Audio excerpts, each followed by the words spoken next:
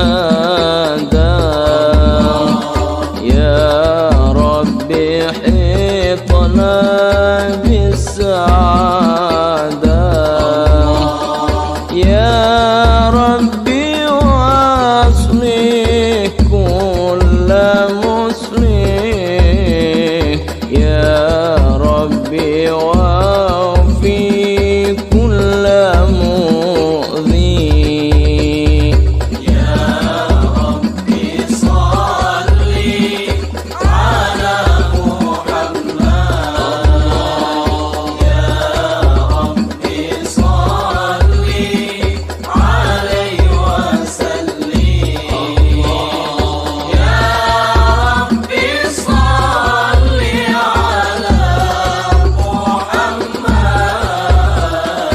يا ربي صل عليه وسلم يا ربي واصلح كل مسلم يا ربي واكفي كل مؤذي يا ربي نختم بالمشفى يا ربي صل عليه وسلم يا ربي صل على محمد يا ربي صل عليه وسلم يا ربي صل على محمد يا ربي صل عليه وسلم يا رسول الله سلام عليك يا رفيع الشان ودرجي عطفة يا جيرة العالم يا أهيل الجود والكرم يا رسول الله سلام عليك يا رفيع الشان والدرج عطفة يا جيرة العالم يا أهيل الجود والكرم نحن جيران بذا الحرم حرم الإحسان والحسن نحن من قوم به سكنوا وبه من خوفهم أمنوا يا رسول الله سلام عليك يا رفيع الشان والدرج عطفة يا جيرة العالم يا أهيل الجود والكرم الرب فانفعنا ببركتهم واهدنا الحسنى بحرمتهم وأمتنا في طريقتهم ومعافاة من الفتن يا رسول الله سلام عليك يا رفيع الشان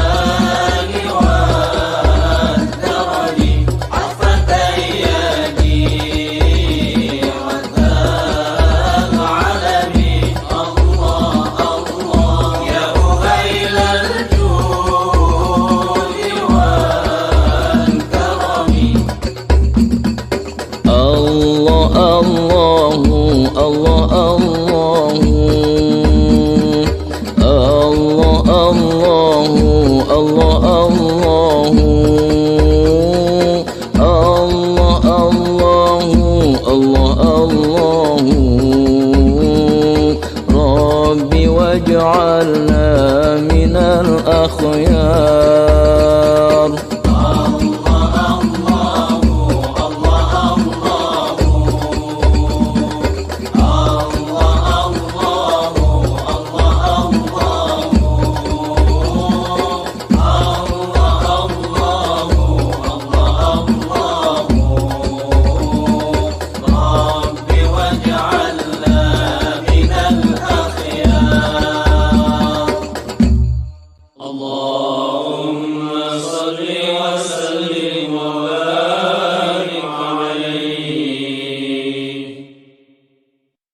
اللهم صل وسلم وبارك عليه. بسم الله الرحمن الرحيم. لقد جاءكم رسول من أنفسكم عزيز عليه ما عنتم حريص عليكم بالمؤمنين رؤوف رحيم. إن الله وملائكته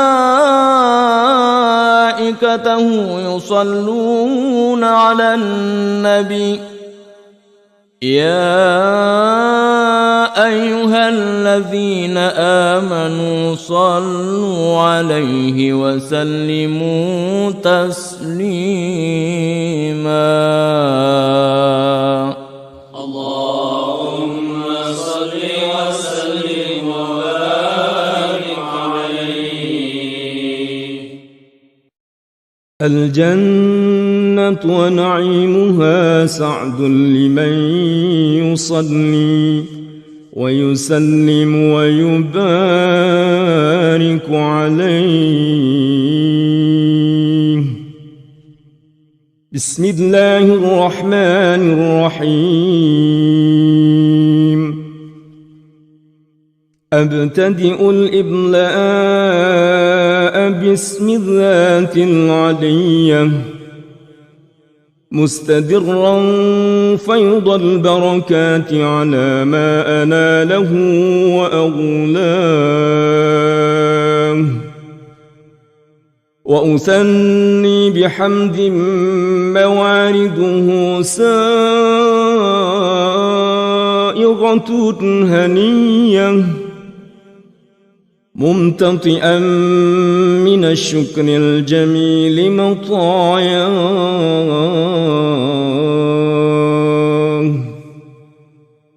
وأصلي وأسلم على النور الموصوف بالتقدم والأولية المنتقل في الغرر الكريمة والجباه.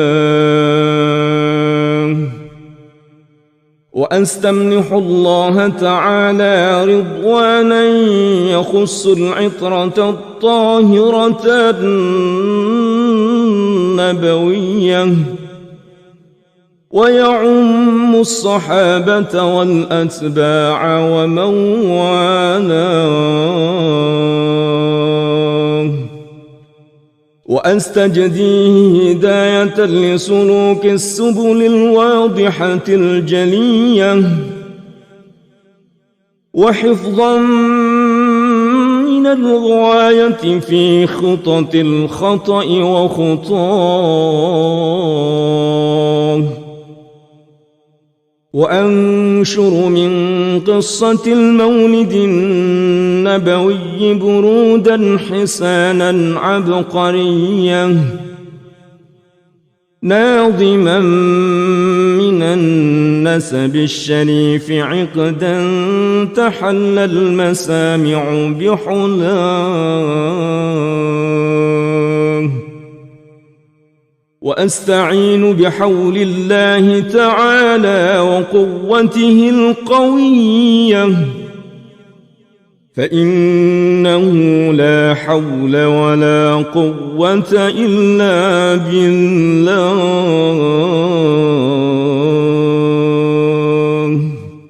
عطر اللهم قبره الكريم بعرف شجين من صلاة الدين اللهم صل وسلم وبارك عليه. وبعد فأقول هو سيدنا محمد بن عبد الله بن عبد المطلب واسمه شيبة الحمد حمدت حصان السنية ابن هاشم واسمه عمرو بن عبد مناف واسمه المغيرة الذي ينتمى الارتقاء لعلياه ابن قصي واسمه مجمع سمي بقصي لتقاصي في بلاد قضاعة القصية إلى أن أعاده الله تعالى إلى الحرم المحترم فحما حماه ابن كلاب واسمه حكيم بن مرة بن كعب بن لؤي بن غالب بن فهر واسمه قريش وإليه تنسب البطون القرشية وما فوقه كناني كما جنح إليه الكثير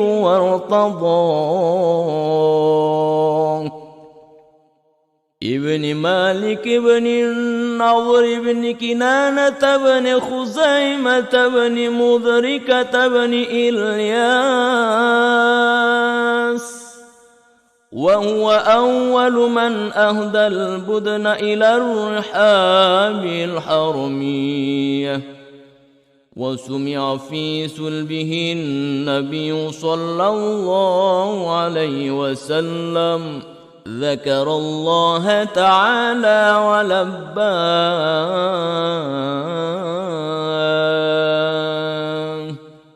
ابن مضر بن نزار بن معد بن عدنان وهذا سلك نظمت فرائده بنان السنة السنية ورفعه إلى الخليل إبراهيم أمسك عنه الشارع وأباه وعدنان بلا ريب عند ذوي العلوم النسبية إلى الذبيح إسماعيل نسبة ومنتمى فأعظم بي من عقد تألقت كواكب الدرية وكيف لا والسيد الأكرم صلى الله عليه وسلم واسطته المنتقى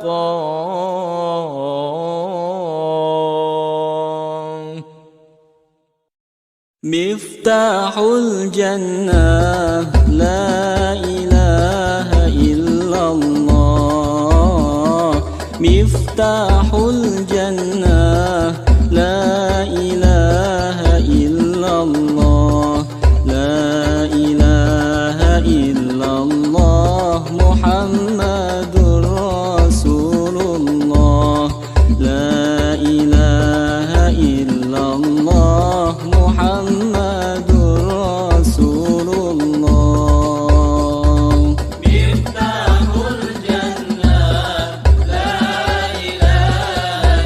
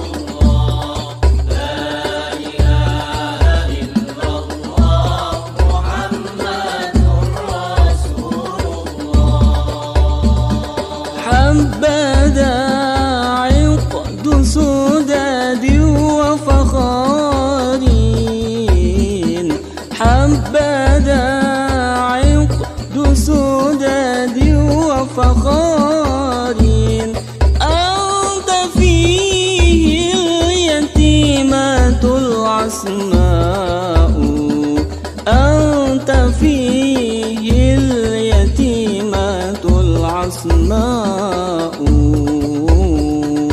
مفتاح الجنة لا إله إلا الله مفتاح الجنة لا إله إلا الله لا إله إلا الله محمد رسول الله لا إله إلا الله محمد رسول الله وأكرم به من نسب طهره الله تعالى من سفاح الجاهلية أورد الزين العراقي وارده في مورده الهني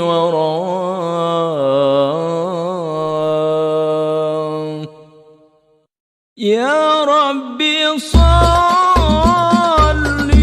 على الرسول يا ربي صل على الرسول محمد سر العلا والأنبياء والمرسلين الغر ختما أولا يا ربي صل على الرسول يا ربي صل على الرسول محمد سر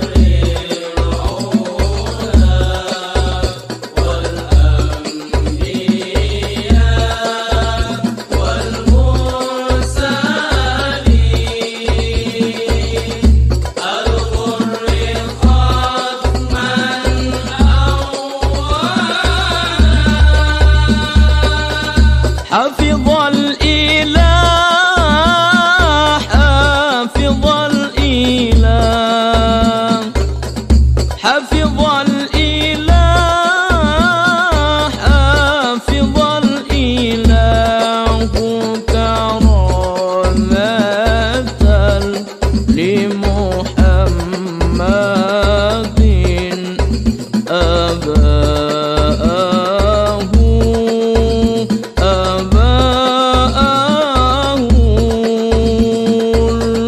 أمجد صونا لاسمه يا ربي صل على الرسول يا ربي صل على الرسول محمد سر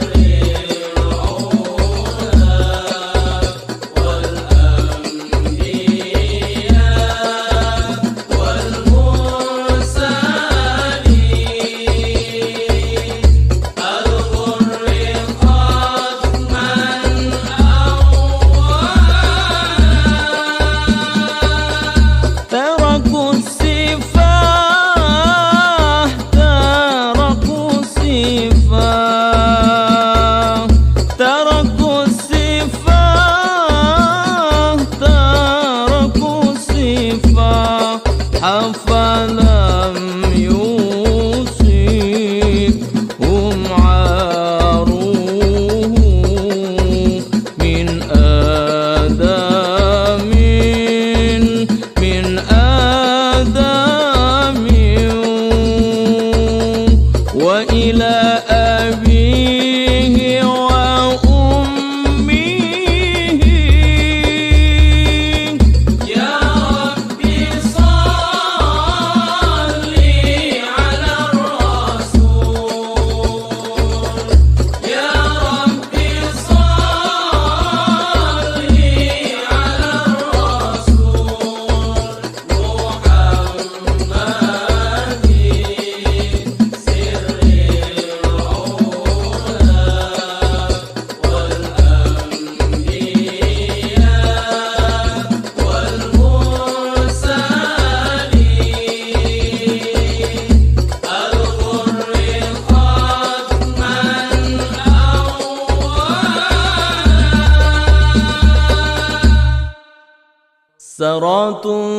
سرى نور النبوة في أسارير غررهم البهية، وبدر بدره في جبين جده عبد المطلب وابنه عبد الله.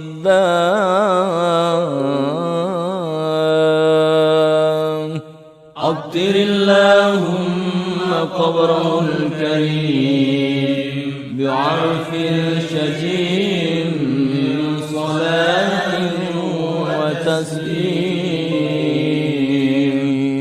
اللهم صل وسلم وبارك عليه.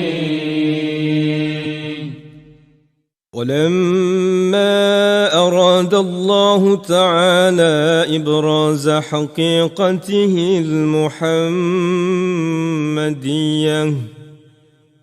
وإظهاره جسما وروحا بصورته ومعناه، نقله إلى مقره من صدفة آمنة الزهرية، وخصها القريب المجيب بأن تكون أما لمصطفى.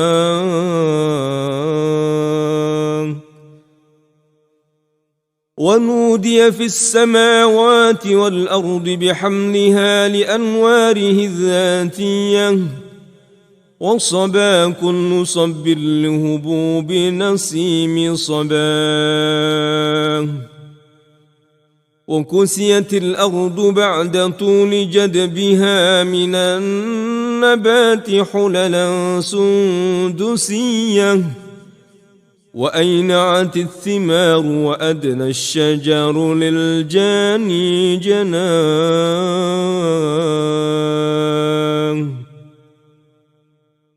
ونطقت بحمله كل دابة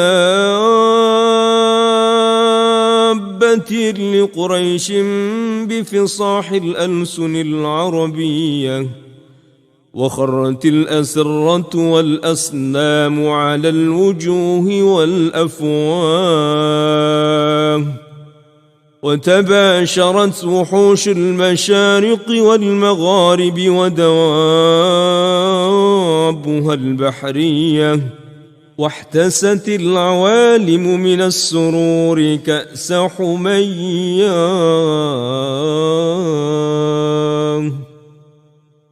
وبشرت الجن بإضلال زمنه، وانتهكت الكهانة ورهبت الرهبانية، ولهج بخبره كل حبر خبير، وفي حلا حسنه تاه. وأوتيت أمه في المنام فقيل لها إنك قد حملت بسيد العالمين وخير البرية، وسميه إذا وضعته محمدا لأنه ستحمد عقباه. عطر اللهم قبره الكريم بعرف شجين من صلاة وتسليم. اللهم صل وسلم وبارك عليه. ولما تم من حمله شهران على مشهور الأقوال المروية، توفي بالمدينة المنورة أبوه عبد الله، وكان قد اجتاز بأخوانه بني عدي من الطائفة النجارية، ومكث فيهم شهرا سقيما يعانون سقمه وشكواه.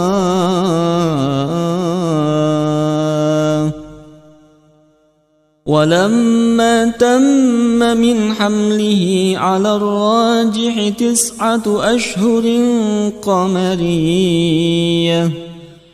وآن للزمان أن ينجلي عنه صداه. حضر أمه ليلة مولده آسية ومريم في نسوة من الحظيرة القدسية، وأخذها المخاض فولدته صلى الله عليه وسلم نورا يتلألأ سناه. صلى الله على محمد صلى الله عليه وسلم. صلى الله على محمد صلى الله عليه وسلم. يا نبي سلام عليك، يا رسول سلام عليك، يا حبيب سلام عليك، صلوات الله عليك. يا نبي سلام عليك، يا رسول سلام عليك، يا حبيب سلام عليك، صلوات الله عليك. أشرق البدر علينا فالتفت منه البدور، مثل حسنك ما رأينا قط يا وجه السرور. يا نبي سلام عليك، يا رسول سلام عليك، يا حبيب سلام عليك، صلوات الله عليك. أنت شمس أنت بدر أنت نور فوق نوري، أنت إكسير وغالي، أنت مصباح الصدور. يا نبي سلام عليك، يا رسول سلام عليك، يا حبيب سلام عليك، صلوات الله عليك. يا حبيبي يا محمد، يا عروس الخفيقين، يا مؤيد يا ممجد، يا إمام القبلتين. يا نبي سلام عليك، يا رسول سلام عليك، يا حبيب سلام عليك، صلوات الله عليك. يا نبي سلام عليك، يا رسول سلام عليك، يا حبيب سلام عليك.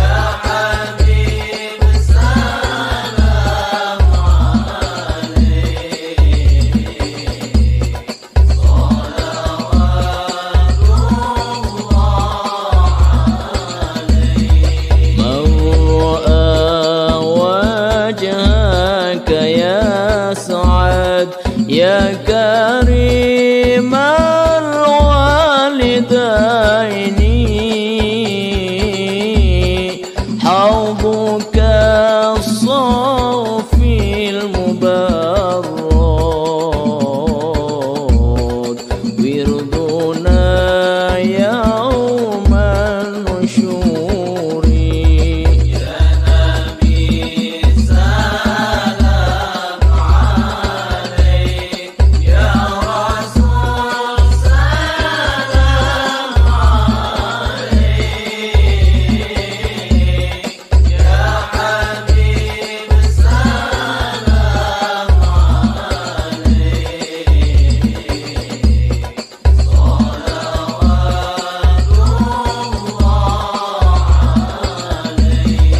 ما رأينا العيس حنت بالسرى إلا إليك والغمام قد أضلت والملا صلوا عليك يا نبي سلام عليك يا رسول سلام عليك يا حبيب سلام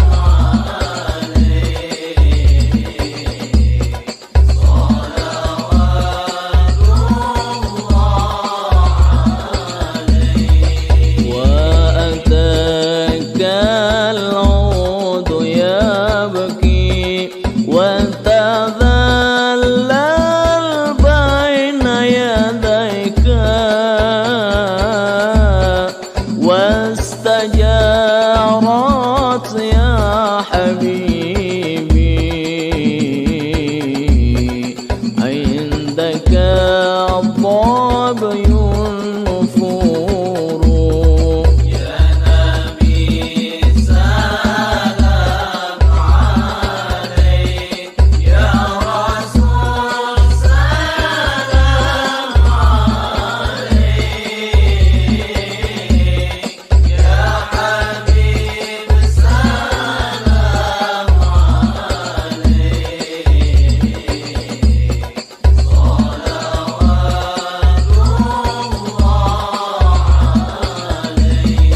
صلى الله على محمد صلى الله عليه وسلم صلى الله على محمد صلى الله عليه وسلم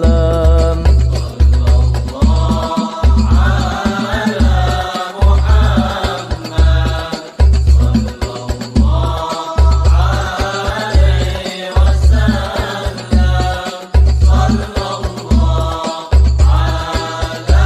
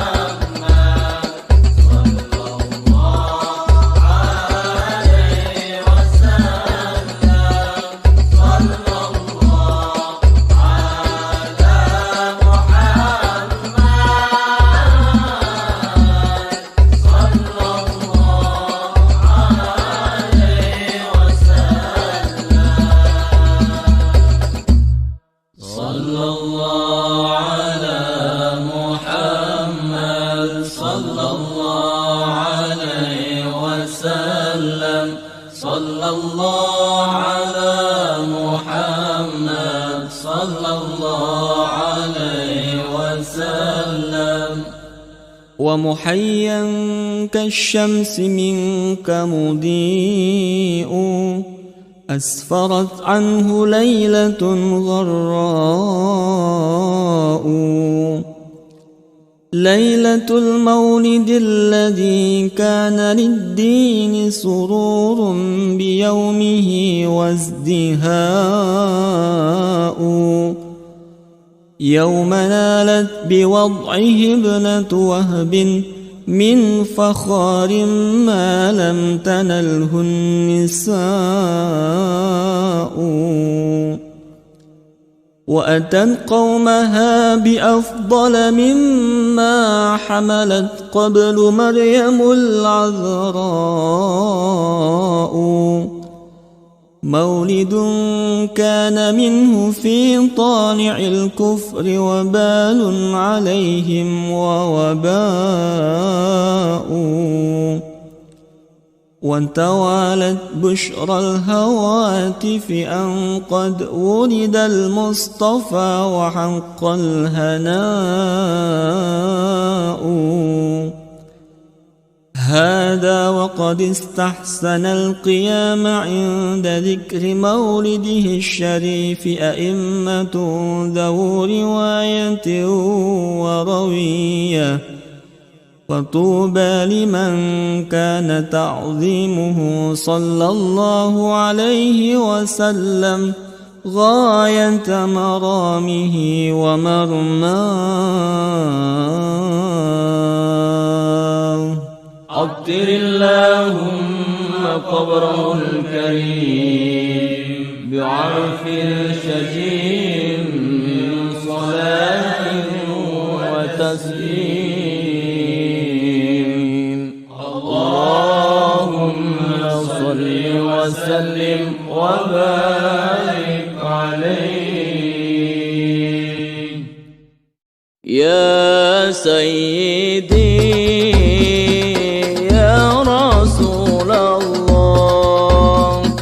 يا من له الجاه عند الله إن المسيئين قد جاءوك لذنبي يستغفرون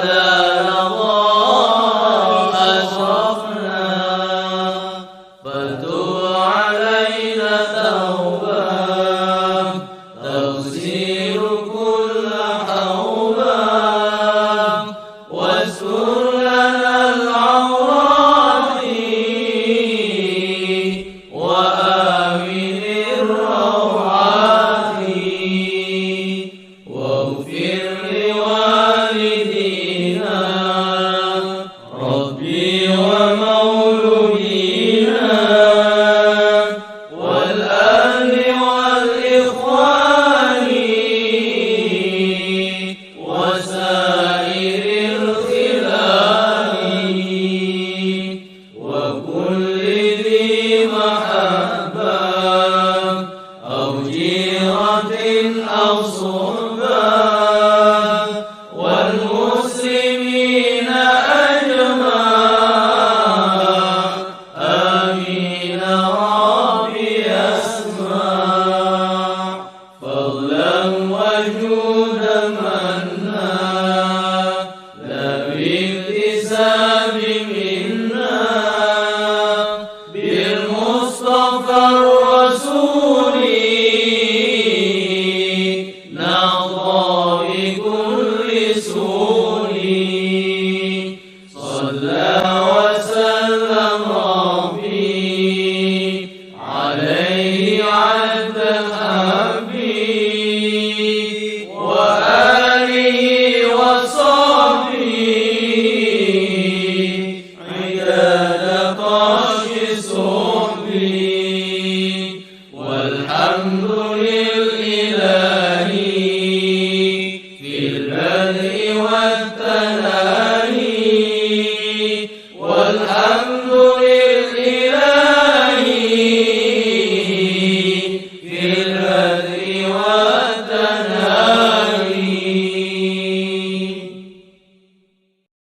Demikianlah sahabat-sahabat pembahasan materi tentang apakah tradisi muludan sama dengan marhabaan di masyarakat Sunda. Tentunya kita dapat mengambil kesimpulan sendiri setelah menyimak materi tersebut. Semoga materi video tersebut dapat bermanfaat bagi kita semua. Sampai jumpa lagi pada pertemuan selanjutnya dengan materi dan informasi terbaru dari kami, dengan diakhiri wal afu minkum wassalamu alaikum warahmatullahi wabarakatuh.